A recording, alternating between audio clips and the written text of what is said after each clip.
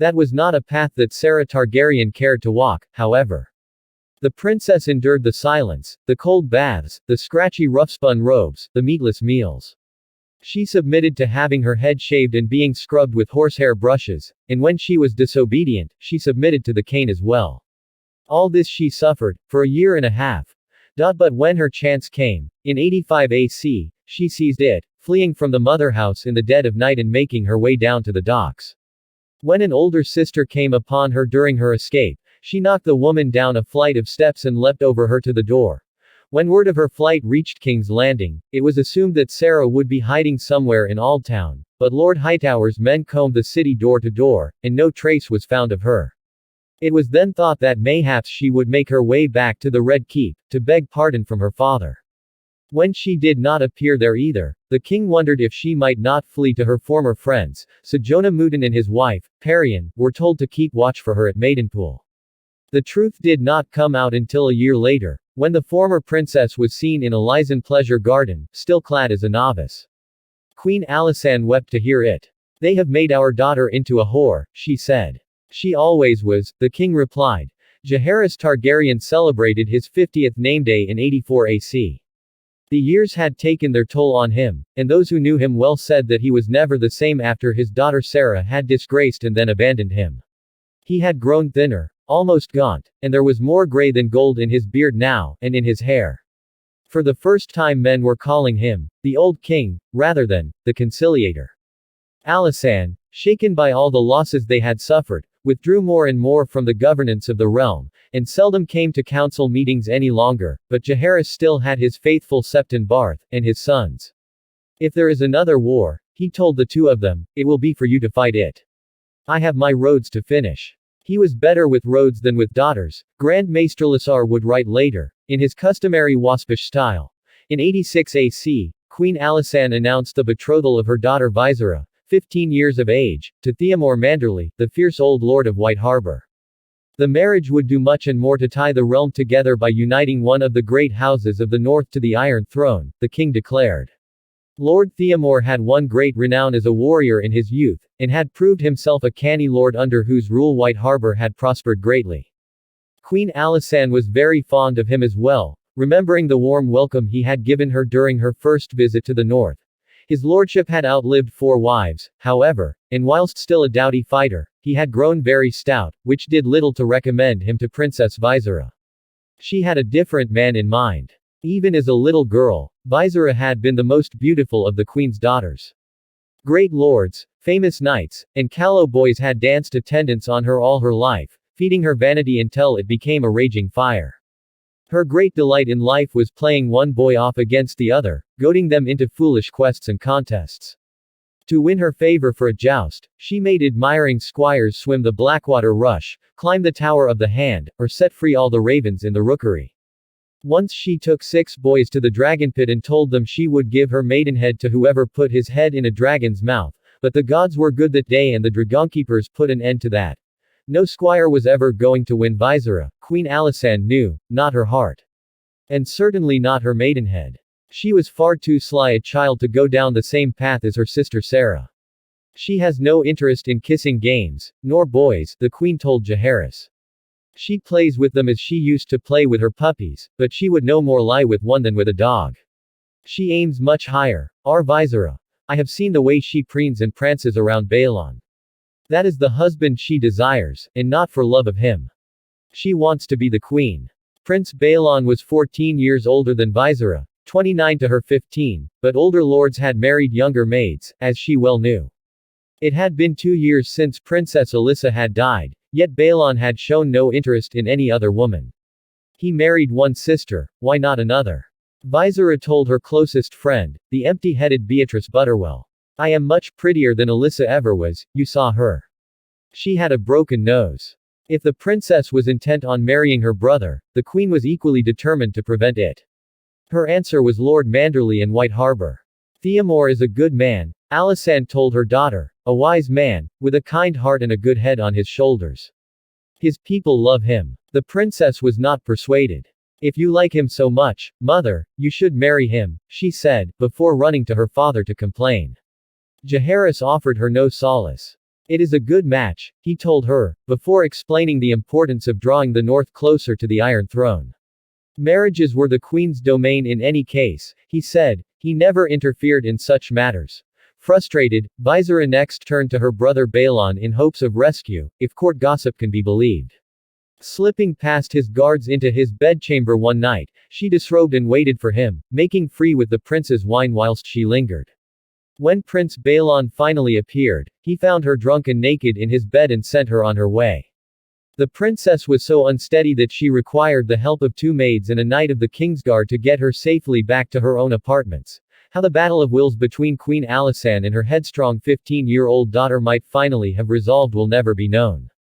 Not long after the incident in Byelen's bedchamber, as the queen was making arrangements for Visera's departure from King's Landing, the princess traded clothes with one of her maids to escape the guards who had been assigned to keep her out of mischief, and slipped from the Red Keep for what she termed, "one last night of laughter before I go and freeze."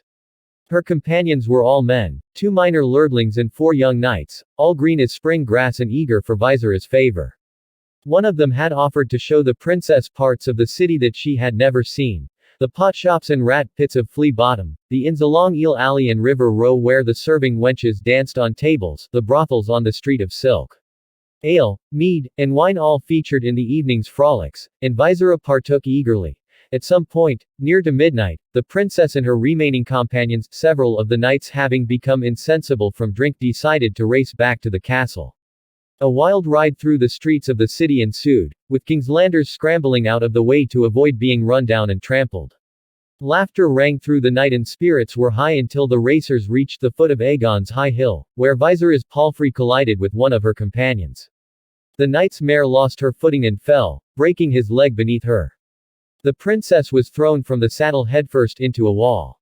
Her neck was broken. It was the hour of the wolf, the darkest time of the night, when it fell to Sir Ryam Redwyn of the Kingsguard to rouse the king and queen from their sleep to tell them that their daughter had been found dead in an alley at the foot of Aegon's high hill. Despite their differences, the loss of Princess Visera was devastating to the queen. In the space of 5 years, the gods had taken 3 of her daughters, Daela in 82 AC, Alyssa in 84 AC, Visera in 87 AC. Prince Balon was greatly distraught as well, wondering if he should have spoken to his sister less brusquely the night he found her naked in his bed. Though he and Aemon were a comfort to the king and queen in their time of grief, along with Aemon's wife, the Lady Jocelyn, and their daughter, Rhaenys, it was to her own remaining daughters that Alysanne turned for solace. Maegil, 25 years of age and a septa, took leave from her sept to stay with her mother for the rest of that year, and Princess Gale, a sweet, shy child of 7, became the queen's constant shadow and support, even sharing her bed at night. The queen took strength from their presence. But even so, more and more she found her thoughts turning to the daughter who was not with her. Though Jaehaerys had forbidden it, Alysanne had defied his edict and secretly engaged agents to keep watch over her wayward child across the narrow sea. Sarah was still in Lee, she knew from their reports, still at the pleasure garden. Now 20 years of age, she oft entertained her admirers still garbed as a novice of the faith. There were evidently a good many Licini who took pleasure in ravishing innocent young women who had taken vows of chastity, even when the innocence was feigned. It was her grief over the loss of Princess Visera that finally drove the queen to approach Jaehaerys about Sarah once again. She brought Septon Barth along with her, to speak on the virtues of forgiveness and the healing properties of time. Only when Barth had finished did her grace mention Sarah's name. Please, she begged the king, it is time to bring her home. She has been punished enough, surely. She is our daughter. Jaehaerys would not be moved. She is a Licini whore, his grace replied. She opened her legs for half my court, threw an old woman down the steps, and tried to steal a dragon. What more do you require? Have you given any thought as to how she got to Lee? She had no coin. How do you think she paid for her passage? The queen cringed at the harshness of his words, but still she would not yield. If you will not bring Sarah home for love of her, bring her home for love of me. I need her. You need her as a Dornishman needs a pit viper, Jaehaerys said. I am sorry. King's Landing has sufficient whores. I do not wish to hear her name again. With those words, he rose to leave, but at the door he halted and turned back. We have been together since we were children. I know you as well as you know me. Right now you are thinking that you do not need my leave to bring her home, that you can take Silverwing and fly to Lee yourself. What would you do then? Visit her in her pleasure garden. Do you imagine she will fly into your arms and beg forgiveness? She is more like to slap your face. And what will the Alysanne do, if you try and make off with one of their whores? She has value to them. How much do you think it costs to lay with a Targaryen princess? At best they will demand a ransom for her. At worst they may decide to keep you too. What will you do then? Shout for Silverwing to burn their city down? Would you have me send Aemon and Balon with an army, to see if they can prize her free? You want her, yes, I hear you, you need her. But she does not need you, or me, or Westeros. She is dead. Bury her. Queen Alysanne did not fly to Lee, but neither did she ever quite forgive the king for the words he spoke that day. Plans had been underway for some time for the two of them to make another progress the following year, returning to the Westerlands for the first time in 20 years. Shortly after their falling out, the queen informed Jaehaerys that he should go alone. She was going back to Dragonstone, alone, to grieve for their dead daughters. And so it was that Jaehaerys Targaryen flew to Castle Rock and the other great seats of the West alone in 88 AC. This time he even called on Fair Isle, for the despised Lord Franklin was safely in his grave. The king was gone far longer than had been originally intended, he had roadworks to inspect, and he found himself making unplanned stops at smaller towns and castles, delighting many a petty lord and landed knight. Prince Aemon joined him at certain castles, Prince Balon at others, but neither could persuade him to return to the Red Keep. It has been too long since I have seen my kingdom and listened to my people, His Grace told them. King's Landing will do well enough in your hands, and your mother's. When at last he had exhausted the hospitality of the Westermen, he did not return to King's Landing, but moved on directly to the Reach, flying Vermithor from Crakehall to Old Oak to begin a second progress even as the first was ending. By the time, the Queen's absence had been noticed, and His Grace would oft find himself seated next to some lissom maid or handsome widow at feasts, or riding beside them when hawking or hunting, but he took no notice of any of them. At Bandolin, when Lord Blackbar's youngest daughter was so bold as to seat herself in his lap and attempt to feed him a grape, he brushed her hand aside and said, "Forgive me, but I have a queen, and no taste for paramours." For the entire year of 89 AC, the king remained on the move. At Highgarden, he was joined for a time by his granddaughter, Princess Rhaenys, who flew to his side on Melies, the Red Queen. Together they visited the Shield Islands, where the king had never been before. Jaehaerys made a point of landing on all four shields. It was on Greenshield, in Lord Chester's hall, that Princess Rhaenys told him of her plans to marry, and received the king's blessing. "You could not have chosen a better man," he said. His journeys finally ended in Aldtown, where he visited with his daughter Septa Maegel, was blessed by the High Septon and feasted by the conclave, and enjoyed a tourney staged in his honor by Lord Hightower. Sir Ryam Redwyn again emerged as champion. The maesters of that time referred to the estrangement betwixt the king and queen as the Great Rift. The passage of time, and a subsequent quarrel that was near as bitter, gave it a new name, the First Quarrel. That is how it is known to this day. We shall speak of the second quarrel in good time. It was Septa Maegel who bridged the rift. "This is foolish, father," she said to him. "Rhaenys is to be married next year, and it should be a great occasion. She will want all of us there, including both you and mother. The archmaesters call you the conciliator, I have heard. It is time that you conciliated." The scolding had the desired effect. A fortnight later, King Jaehaerys returned at last to King's Landing, and Queen Alysanne returned from her own self-imposed exile on Dragonstone. What words passed between them we can never know, but for a good while afterward they were once again as close as they had been before. In the 90th year after Aegon's conquest, the king and queen shared one of their last good times together, as they celebrated the wedding of their eldest grandchild, Princess Rhaenys, to Corlys Valerion of Driftmark, Lord of the Tides. At 37, the sea snake was already hailed as the greatest seafarer Westeros had ever known, but with his 9 great voyages behind him, he had come home to marry and make a family. "Only you could have won me away from the sea," he told the princess. "I came back from the ends of the earth for you." Rhaenys, at 6 and 10, was a fearless young beauty, and more than a match for her mariner. A dragonrider since the age of 13, she insisted upon arriving for the wedding on Melies, the Red Queen, the magnificent scarlet she-dragon that had once borne her Aunt Alyssa. We can go back to the ends of the earth together, she promised Sir Corlys. But I'll get there first, as I'll be flying. That was a good day, Queen Alysanne would say with a sad smile, through the years that remained to her. She was 54 that year, but sad to say, she did not have many good days left. It is not within the scope of this history to chronicle the endless wars, intrigues, and rivalries of the free cities of Essos, save where they impinge upon the fortunes of House Targaryen and the Seven Kingdoms. One such time occurred during the years 91 to 92 AC, during what is known as the Myrish bloodbath. We shall not trouble you with details. Suffice it to say that in the city of Myr two rival factions vied for supremacy. There were assassinations, riots, poisonings, rapes, hangings, torture, and sea battles before one side emerged supreme.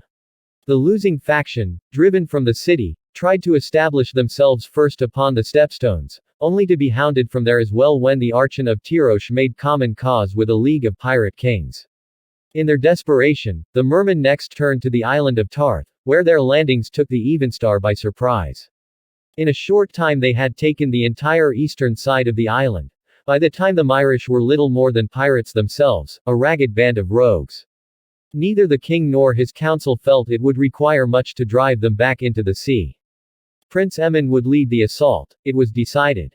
The mermen did have some strength at sea, so the sea snake would first need to bring the Valyrian fleet south, to protect Lord Boromund as he crossed to Tarth with his Stormlanders, to join with the Evenstar's own levies.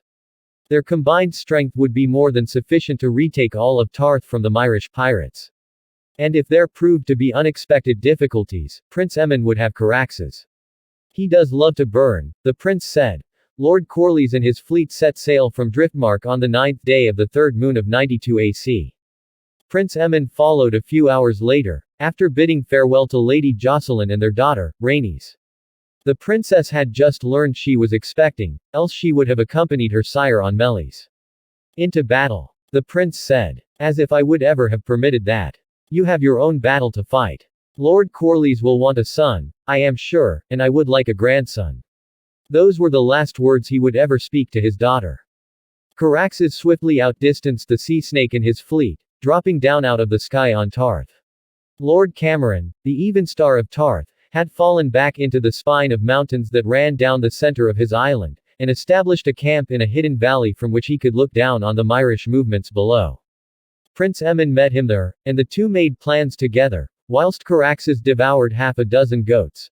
But the Evenstar's camp was not as hidden as he hoped, and the smoke from the dragon's fires drew the eyes of a pair of Myrish scouts who were creeping through the heights unawares. One of them recognized the Evenstar as he strode through the camp at dusk, talking with Prince Aemon. The men of Myr are indifferent sailors and feeble soldiers, their weapons of choice are dirk, dagger, and crossbow, preferably poisoned. One of the Myrish scouts wounded his crossbow now, behind the rocks where he was hidden. Rising, he took aim on the Evenstar 100 yards below, and loosed his bolt. Dusk and distance made his aim less certain, and the bolt missed Lord Cameron. And struck Prince Aemon, standing at his side. The iron bolt punched through the prince's throat and out the back of his neck. The Prince of Dragonstone fell to his knees and grasped the crossbow bolt, as if to pull it from his throat, but his strength was gone. Aemon Targaryen died struggling to speak, drowned on his own blood. He was 37 years old. How can my words tell of the grief that swept the Seven Kingdoms then, of the pain felt by King Jaehaerys and Queen Alysanne, of Lady Jocelyn's empty bed and bitter tears, and the way Princess Rhaenys wept to know that her father would never hold the child she was carrying. Far easier to speak of Prince Baelin's wrath, and how he came down upon Tarth on Vagar, howling for vengeance. The Myrish ships burned as Prince Morian's ships had burned 9 years earlier, and when the Evenstar and Lord Boromund descended on them from the mountains, they had nowhere to fly. They were cut down by the thousands and left to rot along the beaches, so every wave that washed ashore for days was tinged with pink. Balon the Brave played his part in the slaughter, with Dark Sister in his hand. When he returned to King's Landing with his brother's corpse, the small folk lined the streets screaming his name and hailing him as a hero. But it is said that when he saw his mother again, he fell into her arms and wept. I slew 1,000 of them, he said, but it will not bring him back. And the queen stroked his hair and said, I know, I know. Seasons came and went in the years that followed. There were hot days and warm days and days when the salt wind blew bracing off the sea, There were fields of flowers in the spring, and bountiful harvests, and golden autumn afternoons. All across the realm the roads crept onward, and new bridges spanned old streams. The king took no pleasure in any of it, so far as men could tell. "It is always winter now," he said to Septon Barth one night, when he had drunk too much. Since Aemond's death, he always drank a cup or three of honeyed wine at night to help him sleep. In 93 AC, Prince Baelin's 16-year-old son, Viserys, entered the dragon pit and claimed Balerion. The old dragon had stopped growing at last, but he was sluggish and heavy and hard to rouse, and he struggled when Viserys urged him up into the air. The young prince flew thrice around the city before landing again. He had intended to fly to Dragonstone, he told his father afterward, but he did not think the Black Dread had the strength for it. Less than a year later, Balerion was gone. "The last living creature in all the world who saw Valyria in its glory," wrote Septon Barth. Barth himself died 4 years later, in 98 AC. Grand Maester Alysanne preceded him by half a year. Lord Redwyn had died in 89 AC, his son Sir Robert soon thereafter. New men took their places, but Jaehaerys was truly the old king by then, and sometimes he would walk into the council chamber and think, "Who are these men? Do I know them?" His grace grieved for Prince Aemon until the end of his days, but the old king never dreamed that Aemon's death in 92 AC would be like the hellhorns of Valyrian legend, bringing death and destruction down on all those who heard their sound. The last years of Alysanne Targaryen were sad and lonely ones. In her youth, good Queen Alysanne had loved her subjects, lords and commons alike. She had loved her women's courts, listening, learning, and doing what she could to make the realm a kinder place. She had seen more of the 7 kingdoms than any queen before or since, slept in 100 castles, charmed 100 lords, made 100 marriages. She had loved music, had loved to dance, had loved to read. And oh, how she had loved to fly. Silverwing had carried her to Aldtown, to the Wall, and to 1,000 places in between, and Alysanne saw them all as few others ever would, looking down from above the clouds. All these loves were lost to her in the last decade of her life. "My uncle Maegor was cruel," Alysanne was heard to say, but age is crueler. Worn out from childbirth, travel, and grief, she grew thin and frail after Aemon's death. Climbing hills became a trial to her, and in 95 AC she slipped and fell on the serpentine steps, breaking her hip. Thereafter she walked with a cane. Her hearing began to fail as well. Music was lost to her, and when she tried to sit in council meetings with the king she could no longer understand half of what was said. She was far too unsteady to fly. Silverwing last carried her into the sky in 93 AC. When she came to Earth again and climbed painfully from her dragon's back, the queen wept. More than all of these, she had loved her children. "No mother ever loved a child more," Grand Maester Benefer once told her, before the shivers carried him away. In the last days of her life, Queen Alysanne reflected on his words. "He was wrong, I think," she wrote, "for surely the mother above loved my children more. She took so many of them away from me. No mother should ever have to burn her child," the queen had said at the funeral pyre of her son Balerion, but of the 13 children she bore to King Jaehaerys, only 3 of them would survive her. Aegon, Gaemon, and Balerion died as babes. The shivers took Daenerys at the age of 6. A crossbow slew Prince Aemon. Alyssa and Daela died in childbed, Visera drunk in the street. Septa Maegor, that gentle soul, died in 96 AC, her arms and legs turned to stone by Greyscale, for she had spent her last years nursing those afflicted with that horrible condition. Saddest of all was the loss of Princess Gale, the winter child, born in 80 AC when Queen Alysanne was 44 and thought to be well past her childbearing years. A sweet-natured girl, but frail and somewhat simple-minded, she remained with the queen long after her other children had grown and gone, but in 99 AC she vanished from court, and soon afterward it was announced that she had died of a summer fever. Only after both her parents were gone did the true tale come out. Seduced and abandoned by a traveling singer, the princess had given birth to a stillborn son, then, overwhelmed by grief, walked into the waters of Blackwater Bay and drowned. Some say that Alysanne never recovered from that loss, for her winter child alone had been a true companion during her declining years. Sarah still lived. Somewhere in Volantis she had departed some years before, an infamous woman but a wealthy one, but she was dead to Jaehaerys, and the letters Alysanne sent her secretly from time to time all went unanswered. Vagan was an archmaester at the Citadel. A cold and distant son, he had grown to be a cold and distant man. He wrote, as a son ought. His words were dutiful, but there was no warmth to them, and it had been years since Alysanne had last seen his face. Only Balon the Brave remained near her till the end. Her spring prince visited her as often as he could and always won a smile from her, but Balon was the prince of Dragonstone, hand of the king, forever coming and going, sitting at his father's side at council, treating with the lords. You will be a great king, even greater than your father, Alysanne told him the last time they were together. She did not know. How could she know? After the death of Princess Gale, King's Landing and the Red Keep became unbearable too. Alysanne. She could no longer serve as she once had, as a partner to the king in his labors. And the court was full of strangers whose names Alysanne could not quite recall. Seeking peace, she returned once more to Dragonstone, where she had spent the happiest days of her life with Jaehaerys, between their first and second marriages. The old king would join her there when he could. "How is it that I am the old king now, but you are still the good queen?" he asked her once. Alysanne laughed. "I am old as well, but I am still younger than you." Alysanne Targaryen died on Dragonstone on the first day of the 7th moon in 100 AC, a full century after Aegon's conquest. She was 64 years old.